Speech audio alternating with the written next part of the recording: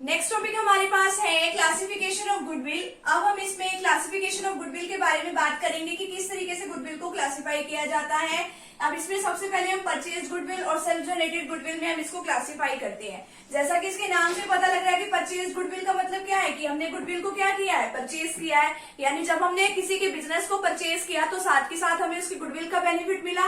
अब गुडविल का बेनिफिट मिलने का मतलब क्या है कि गुडविल की वजह से उस फर्म को क्या हो रहे होंगे, प्रॉफिट हो रहे होंगे। ठीक है, मान लो आपके शहर में कोई अच्छी खासी दुकान है किसी भी चीज की, मान लो कोई स्वीट्स की दुकान है, मिठाइयों की दुकान है, उसका बिजनेस काफी अच्छा चल रहा है। ठीक है, अब उसका तो बिजनेस चल रहा है अच्छा, और आप जो है मार्केट में आपने नया नया एंटर किया। ठीक है, या आपकी भी 2-3 सालों से कोई दुकान थी, लेकिन आपने क्या किया, उससे पूछा कि हाँ भी क्या आप अपना बिजनेस सेल करना चाहते हैं, तो उसने भी चलो कह दिया कि हाँ भी हमें अपना बिजनेस जो है सेल करने के लिए हम तैयार है। अब वो कोई पर्सन जो है अपना चला चलाया बिजनेस क्यों सेल करना चाहेगा? अगर उसको ज्यादा मैक्सिमम प्रॉफिट मिल रहे होंगे तभी तो वो सेल करेगा। अब देखो कि वो उससे पूछेगा कि हाँ भाई अब आप अपना बिजनेस कितने रुपए में सेल करोगे। अब उसने कहा कि हाँ भाई मेरे बिजनेस की वैसे तो वैल्यू है 2 करोड़ रुपए और मेरी डिमांड है कि मैं 5 करोड़ में अपना बिजनेस सेल करूंगा। तो उसने पूछा कि हाँ भाई जो आप 3 करोड़ रहे हैं वो आप एक्स्ट्रा किस चीज के ले रहे हो?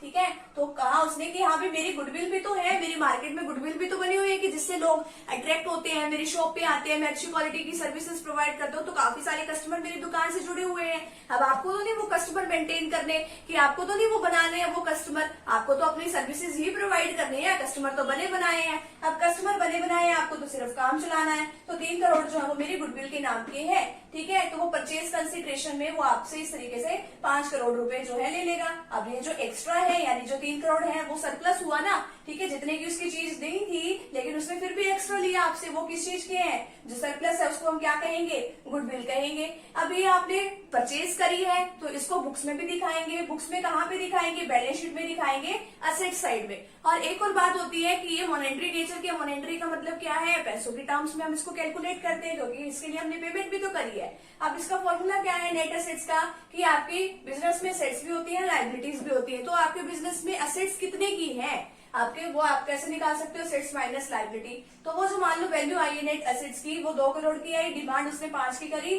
ठीक है, जो एक्स्ट्रा है जो सरप्लस है वो उसने किसके चार्ज करे हैं, गुडविल के। अब ये तो बात हो गई कि हाँ भाई परचेज गुडविल है। अब बात आती है सेल्फ जनरेटेड गुडविल। अगर आपको बिजनेस करते हुए काफी टाइम हो जाता है, आप अच्छी सर्विसेज प्रोवाइड कर रहे हो, तो वो आपकी जो गुडविल है वो ऑटोमेटिक ही बन जाती है, आपको परचेज करने की जरूरत ही नहीं है। तो ऐसी जो गुडविल है वो इंटरनली जनरेटेड होती है, ये नॉन मॉनेटरी है, आपने इसके बदले में कोई पैसों की पेमेंट थोड़ी करी है। आगे क्या है, इसको अकाउंटिंग स्टैंडर्ड 26 के अकॉर्डिंग इसको इंटेंजिबल एसेट्स माना जाता है, इसकी बुक्स में रिकॉर्डिंग हम नहीं करते। लेकिन हम इसको, इसकी जो वैल्यू जो है वो हम पता लगा सकते हैं। इसके लिए भी कुछ मेथड्स हैं जिसके बारे में हम आगे भी डिस्कस करेंगे 1 बाय 1।